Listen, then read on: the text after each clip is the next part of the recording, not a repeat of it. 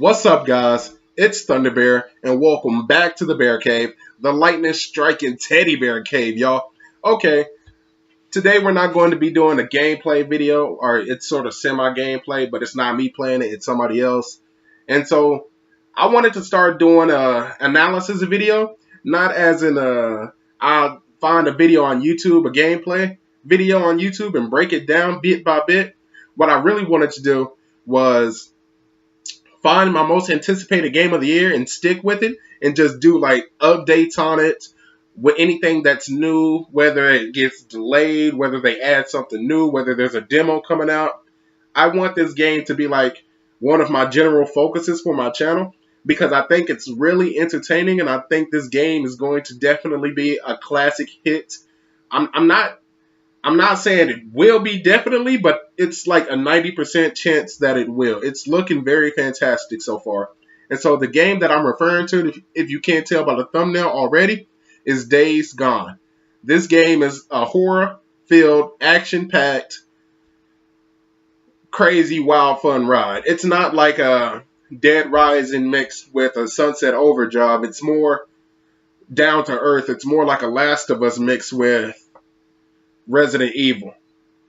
Like, if you sort of understand that vibe, if you've seen the gameplay of it, you definitely understand what I'm talking about. And so they released a new video today, and I just wanted to start at this point to keep up with this game. And so I hope you all enjoy this video, and I hope you all like, subscribe, comment below. And if you want further updates on this, you just stick with my channel for it because I will be following their Twitter. I'm following all of their social media. And I plan on sticking with this game and seeing everything it does in the future. And so without any more pause or hesitation, real quick, the video that I'm about to show you is from IGN. All credits go out to IGN for this video. I did no type of recording for it. It's exclusively IGN's video. I'm just borrowing it for my channel. And so I just want to make sure I give credit where credit is due. And so, let's do it!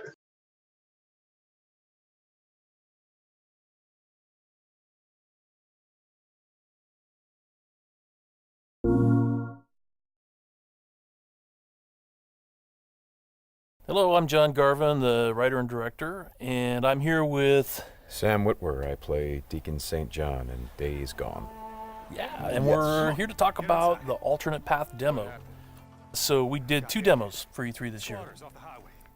One you guys saw at the media showcase, and this one we showed behind closed doors on the floor at E3. And so for the first time, we're releasing it online so that everybody can kind of take a look at it. And I thought I'd just talk a little bit about, what the differences are, and just kind of like just show you what we were trying to accomplish this year. Yeah, I mean, the most obvious difference so far is the last one was nighttime during the rain, and this is daytime during the snow. Yeah, and it's not just cosmetic, and I think that's one of the things we really wanted to emphasize, because this time we're showing sort of a day in the life of Deacon. You see he's on the drifter bike here. We wanted to show a little more of the bike riding and how the weather can kind of impact that. So we have this drifting mechanic, right? You see him kind of slipping and sliding around a little bit. Changes the handling of the bike. That's really interesting. Now, there were wolves there last time, John, and these wolves would pursue you down this road, and then Deacon had to turn his back, shoot a wolf, and he got clotheslined right up there, didn't he? Yeah, exactly. So this time you see that he wasn't being chased by the wolves. That's a dynamic event that can happen or not. It just depends on when you're playing the game. Interesting. And this time Deacon saw the ambush and he was able to avoid it. So he kind of comes up and around and behind them. So does weather impacts whether these creatures show up or not in daytime and nighttime, all that stuff? Yeah, absolutely. So especially the freakers, they come out, they're mostly nocturnal, but they will come out as the weather gets colder. They become stronger in the cold. Right. And so that will, again, kind of change up the way the game plays. That's very, very, I kind of love that you decided to do this as a demo to show 2 completely different iterations on the same exact mission in the game. Yes, exactly. So we wanted to have, the job is basically the same. Deacon hears that his buddy's in trouble, rides out to save his life. And, as you can see here, this is a completely different experience from what we showed in the first demo. In the first one, Deacon gets clotheslined, and it sounded very painful, by the way. Oh, speaking of painful, okay, so The combat in this game is fairly brutal. John, you want to talk about that a little Well, bit? we just wanted to make it as as realistic as possible. So yeah, we're not holding back on that at all. And Sam's done most of his own stunt work for this. And I can tell you that when we're on the performance stage and we're capturing that stuff, we just try to keep it real, right? Right. Well, right. There was sort of a decision made at some point. What I've been on the project for 2 or 3 years now. Yeah, I think 3 years. And so early on, I think there was a more, what were we? It was more Kurt Russell and sort of a two-fisted thing, and then it turned into, hey, let's take this quite seriously. And what that required is a lot more. Taking this combat stuff and showing the horror of the violence that happens and it were this type of circumstance to take place. I mean, realism, weirdly enough, is the thing we keep going back to when it comes to not just the stunts, but also the performance style. I think, it was very important that it doesn't seem like a bunch of actors, saying lines. It was all very incidental.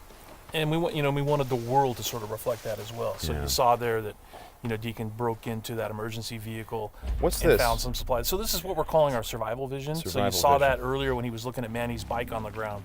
And it's just kind of a way of seeing tracks in the world and sort of imagining what might have happened.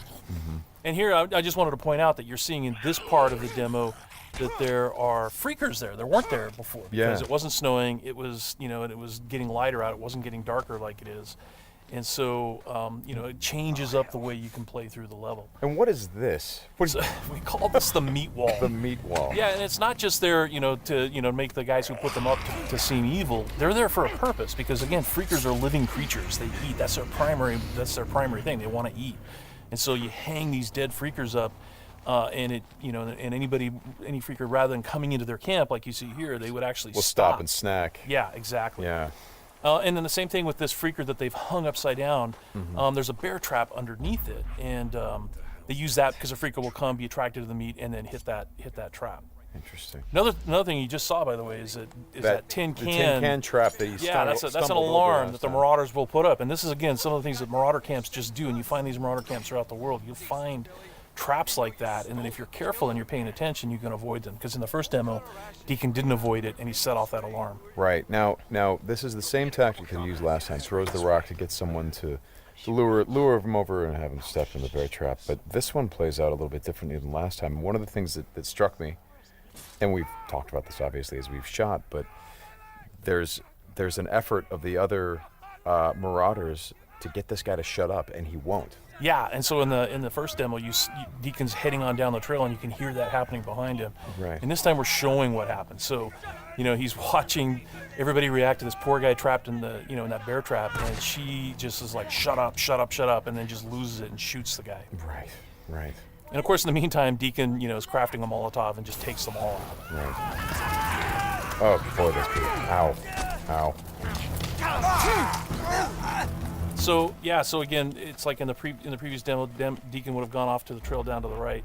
This time he's going to head this way. He follows the tracks, and comes under a sniper attack. Now let me ask you something about the survival. Okay, there's a sniper attack coming, but the survival vision is, if you don't say upgrade your survival vision, can you miss clues? I mean, are there things that you would get if you upgraded your survival vision that would help you complete the mission better? Exactly, and you have to, we have a whole skill tree, and it's all tied to the experience that you can earn as you're just playing through the game, and then you can upgrade those things. What's happening here? We got a freaker tied to a tree. Yeah, so this is another type of trap that marauders will set. They will basically chain freakers to the perimeter of their camps, and they use them as kind of an alarm system. And then that, you saw that marauder there. He was just tormenting the poor freaker, and then so Deacon kind of takes advantage of that. Well, and you think for a moment that Deacon is the guy, he's sort of helping the freaker by, getting the guy that taunted him. Is like, no, and then he's going to take the freaker out right afterward. Exactly. And this is a bit of silent sniping using the crossbow. Yeah, so this whole sequence at the end plays out very differently. In the first demo, you saw Deacon use a swarm. He weaponized a swarm, lured them into the camp, and then they kind of did the work for him. There's no swarm in this run-through. Right. So the player really has to go in and use what we're calling our strategic sandbox combat, and that's just, stealth mechanics and setting and using traps, whole arsenal of weapons. You see there's a variety of weapons that Deacon's going to use through this, including the crossbow. He crafts his own bolts. And he's got to figure out how to get up to Manny, just using his combat skills instead of doing it strategically. So straighten me out. Those bonfires, were those there in the previous demo? No, they weren't. Right. So that's another big difference. Is that if you come here during the day, it's like in the media showcase demo, there was like kind of a fight club thing going on. Right. They were punching each other, and everybody was just sort of getting into it. Nobody's really paying attention to what's going on. Yeah. And now it's getting dark and it's cold out. So they've built these bonfires. So. And again, it's not just a cosmetic change in the way the... Well, it's cold, right? Yeah, it's because it's cold. They have to build some... So it changes the way the Marauders behave in the level. Mm-hmm. Well, that's very... Again, this is part of the reason why I love that you did this as a demo, because the behavior of all of these things, not just the Freakers, but the Marauders, everything, there's a logic to it. You can track why they're doing the things that they're doing. And you can use it to your advantage in the gameplay. That's kind of what I like about this so much. And that's really what we wanted to showcase this year, is that it's an open world game, and everything you see around here. And again, we're only playing this 2 different ways. You saw that waterfall way up there off in the distance. There's a bridge that goes in front of that. If you had a sniper rifle and enough ammunition, you could have driven your bike all the way up there. There's trails that go all the way up there, and you could have used your sniper rifle to take out this entire camp, because it would have taken them a while to figure out where the shots were coming from and to get to you. So, that's a different way to play it. There's another way to play it, by the way, where you could have just stealthed in through the entire camp if you had the skills to do it. And you could have just taken everybody out silently, or almost everybody. And then you could have gotten up to where Manny's being held using a different route, and just stealth killed that guy. There's no reason that you have to come in and run and gun it like Deacon is doing here. Hey, how scarce is ammunition? Because I see him switching from a bunch of weapons, and when we saw this demo, when I came in and saw it at A3, one of the things that I really enjoyed was I was sitting next to you, and the driver was playing the game, and at some point I saw you shift in your chair and you leaned forward, and I heard you say, "Oh man, uh-oh." And I'm like, "Whoa, what's going on?" He's like, "He's going to get killed." I'm like, "Whoa, oh!" And I leaned forward. I was like, "Oh, I guess there's some real danger." And one of the things was that he was running out of ammunition, and he was trying to go pick up ammo from the dead.